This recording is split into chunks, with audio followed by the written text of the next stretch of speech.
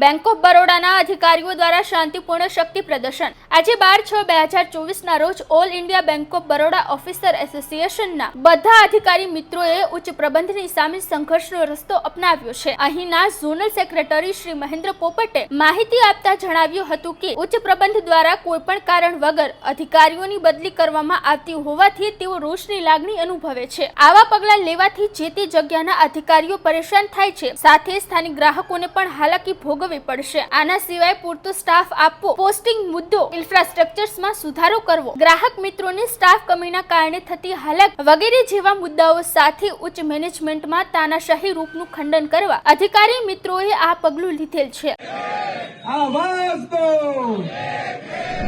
મારું નામ મહેન્દ્ર પોપટ છે અને હું બેંક ઓફ બરોડા ઓફિસર એસોસિએશનનો રાજકોટ ઝોનનો ઝોનલ સેક્રેટરી છું અને નેશનલ લેવલે ઇનબોક્સનો સિનિયર વાઇસ પ્રેસિડેન્ટ છું। આજે અમારું જે એજિટેશન દેશભરમાં જે અમે શરૂ કરેલું છે, અમારી બેંક ઓફ બરોડાનું જે મેનેજમેન્ટ છે, જે પ્રબંધન છે, એની તાનાશાહી દિવસે ને દિવસે વધતી જાય છે। ઓફિસર્સ જે અમારા અધિકારીગણ છે એની વિરુદ્ધની તમામ પોલિસીઓ ઘડાઈ રહી છે। ગ્રાહકોને પણ કેમ અસુવિધા ઊભી થાય એના માટેની પણ એ લોકો નવી ને નવી સ્કીમો લાવતા જાય છે। આજે એક એકાઉન્ટ ઓપન કરવું એક સામાન્ય ગ્રાહકનું તો 10 દિવસ લાગે છે। એક કરંટ એકાઉન્ટ અમે ઓપન નથી કરી શકતા। એક ગ્રાહકને એની ફિક્સ માની લો કે છે, એનું કઈ પ્રીમેચ્યોર પેમેન્ટ કરવું હોય તો એનું આરમીનું કરવા પડે છે। બેંક ઓફ બરોડાનું પ્રબંધન વસ્તુ સ્થિતિ સરળ કરવાના બદલે વધારે ને વધારે એને કમ્બરસમ અઘરી કરતી જાય છે, જેથી કરીને ગ્રાહકોમાં પણ એટલો જ અસંતોષ છે, અધિકારીગણમાં પણ એટલો જ અસંતોષ છે।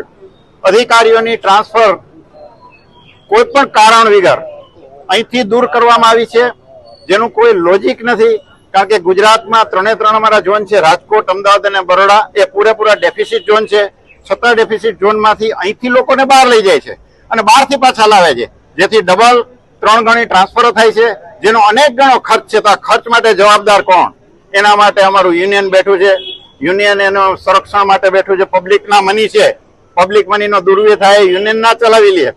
એનાથી આગળની વાત છે કે અમારા ઘણા ભાઈઓ જે છે ભુવનેશ્વરથી આવેલા છે, પટનાથી આવેલા છે, હૈદરાબાદથી આવેલા છે, એ લોકોને બેંકે 1 મહિના પહેલા કીધેલું, ઇવન રાઇટિંગમાં આપી દીધેલું કે તમે લોકો એલિજિબલ છો પટના જેવા, ભુવનેશ્વર જેવા, હૈદરાબાદ જેવા, અને હવે આજે જયારે જવાનો સમય છે ત્યારે કહે છે કે ત્યાં જગ્યા નથી। તો આ કઈ રીતની બેંકની પોલિસી, કઈ એચઆર પોલિસી? બેંકની કોઈ દિશા નથી, કોઈ ડાયરેક્શન નથી, બેંકના મેનેજમેન્ટમાં કોઈ પ્લાનિંગ નથી, જેની સામે અમારું union all India Bank of Baroda officer association આજથી દેશવ્યાપી આંદોલન ચલાવી રહ્યું છે। આંદોલનના વેરિયસ અમારા ટાઈપ છે, જે આજે પહેલા ચરણમાં અમે લોકોએ ડેમોન્સ્ટ્રેશન કરેલું છે, તમામ રિજિયન ઓફિસ, તમામ ઝોનલ ઓફિસ, તમામ મેઇન બ્રાન્ચીસ, અને અમારું આંદોલન આગળ ને આગળ વધતું રહેશે। બેંક પ્રબંધન, બેંક મેનેજમેન્ટ જો આવીને અમારા પર ટેબલ પર વાતચીત નહીં કરે, ગ્રાહકોની સમસ્યા એ સરળ નહીં કરે, અમારા અધિકારીગણને જે તકલીફ છે, અમારા ડીઆરઓ 2,500-3,000 કિલોમીટરથી બેચેલા આવે છે।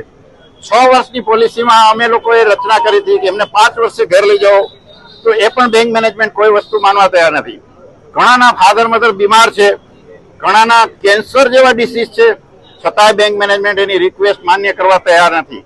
તો બેંક મેનેજમેન્ટનો આ જે વલણ છે એની સામે all India Bank of Baroda officer એસોસિએશને સખત જલદ આંદોલનનો નિર્ણય લીધેલો છે અને આ આંદોલન એટલું બધું વ્યાપક અમે બનાવશું જ્યાં સુધી મેનેજમેન્ટ અમારી સાથે ચર્ચા કરી અધિકારીઓ તેમજ ગ્રાહકોના પ્રશ્નો સરળ નહીં બનાવે, અને આંદોલન વિસ્તરતું જ જશે અને વેગ પકડતું જશે અને બેંક ઓફ બરોડા મેનેજમેન્ટ અમારી સાથે ચર્ચા કરવા આવવું જ પડશે।